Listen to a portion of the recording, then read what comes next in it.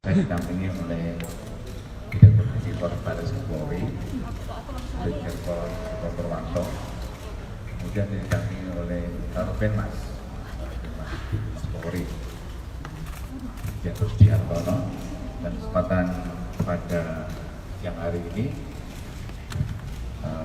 saya ingin menyampaikan berkaitan dengan penangkapan Bupati Nganjuk berkaitan dengan diduga korupsi jual beli jabatan. Jadi berawal dari laporan yang masuk, yaitu yang masuk di KPK maupun di kepolisian, sehingga dari kepolisian dan KPK itu melakukan koordinasi untuk menindaklanjuti adanya laporan yang ada di pemerintah Kabupaten Nganjuk. Ada beberapa kali ya kita komunikasi berkaitan dengan pengumpulan dan pengumpulan data. Misalnya berkaitan dengan undang-undang di KPK boleh intercept ataupun menyadap. Ya, kita komunikasi dengan koordinasi dengan KPK misalnya. Kita saling memberikan informasi, data yang ada. Dan kemudian juga setelah kita ulang data tersebut, dan kita bersama juga melakukan penangkapan ke Nganjuk. Jadi intinya bahwa koordinasi yang kita lakukan penyidik Tipikor Baris Polri dan penyidik KPK ini ya 4 kali kita saling koordinasi. Jadi untuk menganalisa berkaitan dengan sasaran daripada kegiatan Bupati Nganjuk. Terus kemudian juga sama-sama dari penyidik Tipikor sama-sama juga dengan penyidik KPK ke Nganjuk, Jawa Timur melakukan penangkapan. Awalnya kita melakukan penangkapan terhadap beberapa camat beberapa camat, kemudian juga ada ajudan bupati tertangkap. Kemudian di hasil penangkapan bersama itu antara camat dengan bupati dengan ajudan, akhirnya setelah kita mendapatkan data, dan kita melakukan penangkapan terhadap Bupati Nganjuk. Jadi kita penangkapan dari bawah dulu, karena informasi dari bawah, kemudian meningkat ke atas ke Bupati Nganjuk.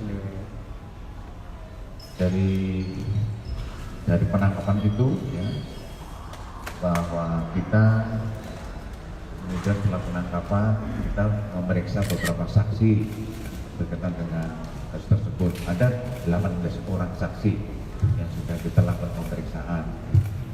Kemudian juga di dalam penangkapan itu kita juga menyita uang yang diduga berkaitan dengan jual beli jabatan sebesar 647.000 juta, kita ulangi 647.900.000 itu kita sita dari rumah di Brankas Bupati Nganjuk. Kemudian kita juga menyita 8 handphone yang kita lakukan. Dan selain itu juga ada buku tabungan yang kita sita, dan kemudian juga ada beberapa dokumen yang terkait yang berkaitan dengan jual beli jabatan. Kemudian yang bersangkutan ini untuk peran daripada para tersangka ini, yang pertama adalah Bupati Nganjuk dengan inisial NRH ini telah menerima hadiah atau janji terkait pengisian jabatan di lingkungan Pemkab Nganjuk Provinsi Jawa Timur. Dan yang kedua itu ada tersangka DR, ini camat Pace ada tersangka ES, ini camat Tanjung Anok, dan juga ada HY, ini camat Grebek, dan kemudian BS ini camat Loceret, dan ada tersangka TBW ini mantan camat Sukomoro. Ini yang diduga telah memberi hadiah atau janji terkait pengisian jabatan di lingkungan Pemkab Nganjuk, Provinsi Jawa Timur. Kemudian yang ketujuh yaitu MIN. Ini adalah ajudan Bupati Nganjuk. Ya, yang ini yang bersangkutan kita lakukan penangkapan karena dia yang menerima menyalurkan, jadi menerima dari para camat ini, kemudian dia yang mengumpulkan dan baru diberikan kepada Bupati Nganjuk. Jadi setelah dilakukan penangkapan, kemudian dibawa ke Polres Nganjuk, dilakukan pemeriksaan di sana, pemeriksaan sementara ya di sana berkaitan dengan kegiatan tersebut. Kemudian setelah kita mendapatkan tadi 18 saksi, kemudian pemeriksaan tersangka, kemudian kita gelarkan, ya. Kita gelarkan, dan daripada peserta gelar semuanya itu menyetujui bahwa kasus ini naik ke tingkat penyidikan, gitu ya, tingkat penyidikan. Sehingga dengan dinaikkan ke penyidikan, kemudian yang bersangkutan dibawa ke Jakarta. Kenapa yang bersangkutan itu dinaikkan menggunakan bis?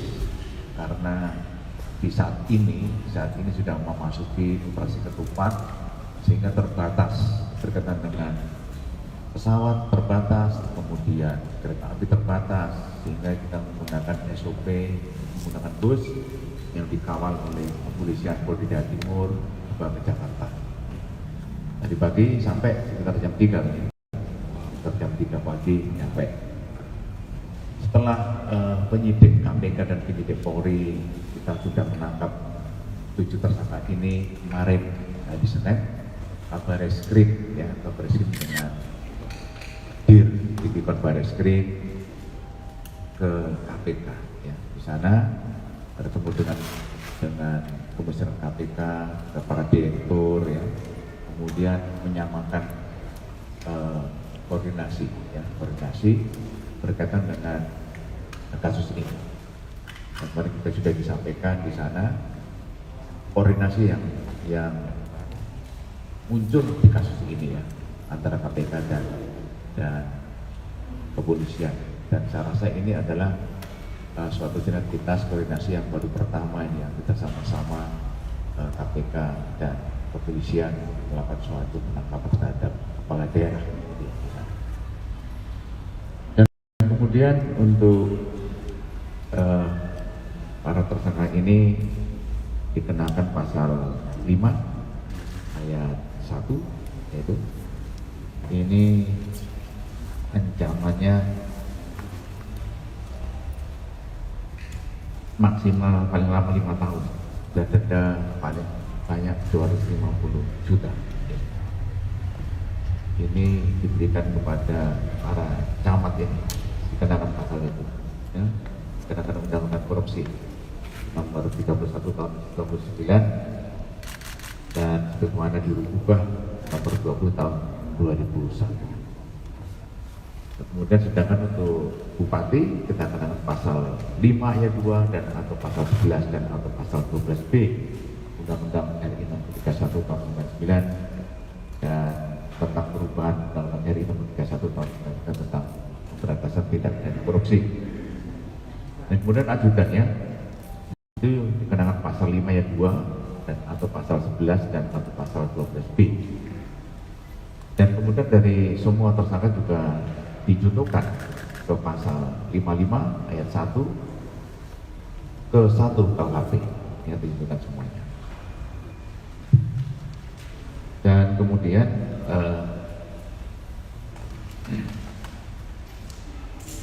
para tersangka ini mulai hari ini akan kita lakukan penahanan di Baris Polri ya, Baris Polri. Dan ini adalah bentuk koordinasi yang kita lakukan dengan KPK untuk pemberantasan tindak pidana korupsi yang kita lakukan saat ini. Jadi mungkin ada tambahan. Saya kira itu ya teman-teman yang bisa kami sampaikan. Ada yang tanyakan?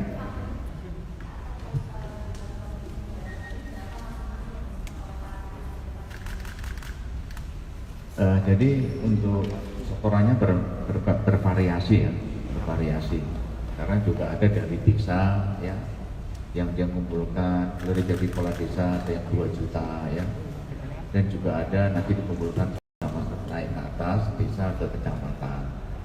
Ada juga yang 15 juta juga ada ya, 50 juta juga ada, jadi bervariasi. Jadi antara 2 juta sampai 50 juta ya, misalnya. Jadi ini sedang kita dalami dari pemeriksaan ke nanti ke bupati dan ke tersangka yang lain. Ini sudah berapa lama? Sudah berapa lama ini berlangsung gitu ya? Ini sedang nanti kita dalami karena malam habis sampai ya, sampai ke Bareskrim. Ya kita kasih kesempatan kepada yang bersangkutan untuk tadi buka puasa ya, mungkin hak mereka ya di dalam suatu kegiatan hak mereka apa kita berikan. Nanti sehat beliau, artinya sudah oke, baru kita lanjutkan pemeriksaannya. Nanti kita akan bisa mendetail seperti apa nanti, berapa jumlah setoran-setorannya, kemudian ada berapa kali, sudah berlangsung berapa lama. Kita masih belum mendapatkan sudah berapa tahun gitu yang bersangkutan untuk melakukan jual beli jabatan. Ada yang lain? Pak, terkait pendalaman tadi, apakah juga akan didalami praktek seperti ini dilakukan di proses partai seperti dilakukan? Artinya jual beli jabatan bisa mengalami bukan sama dan kurang. Kemudian saya soal membuka itu kan atas namanya bukan atas nama tersangka itu, atas nama siapa, apakah sudah diberikan itu? Ya, namanya jual beli jabatan ya mungkin juga dilakukan oleh di tempat lain. Ya tentunya kan dari Direktur Bareskrim tetap akan melakukan suatu penyelidikan ya, penyelidikan. Ataupun nanti akan mencari data yang lengkap gitu, berkaitan dengan hal yang serupa di tempat lain. Dan nanti juga untuk buku tabungan pun juga sedang kita nanti periksa kembali ya. Ada juga buku tabungan atas nama orang lain, ada juga buku tabungan atas nama sendiri ya. Ini nanti masih kita cross check, ada juga yang mempunyai lebih satu tabungan ya. Ini masih kita cross check nanti ke para tersangka ya. Ada yang lain?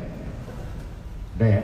Apa Mbak? Mungkin berapa total sudah dikumpulkan dari praktik ini, terus sudah adakah pemeriksaan mungkin kemana uang mengalir, apakah ada mengalir ke politik gimana? Ya, jadi intinya bahwa tadi pagi baru sampai ya, tadi pagi nanti ya, pasti akan kita perdalam, akan kita tanyakan secara mendetail, misalnya terima uang diberikan apa, uang dikirim kemana, atau uang dibuat apa gitu ya. Jadi nanti kita tunggu nanti dari penyidik di Bareskrim untuk melakukan. Oke, apa Pak? Saat ini apakah sudah ada informasi mengenai apakah menyeret petinggi partai Pak? Sampai sekarang kita belum mendapatkan ya, tentunya kan tadi saya sampaikan mungkin sama pertanyaan yang lain nanti pasti akan kita dalami ya oleh penyidik di Bareskrim. Nanti misalnya apakah ada yang nyuruh dan apakah nanti uang dikumpulkan nanti untuk apa dan sebagainya ya, itu masih nanti akan perkembangan akan kami sampaikan kembali. Tapi itu aja ya teman-teman ya yang bisa kami sampaikan berkaitan konfes penangkapan Bukti Nganjuk dan 6 tersangka lain yaitu camat, mantan camat dan kemudian ajudan.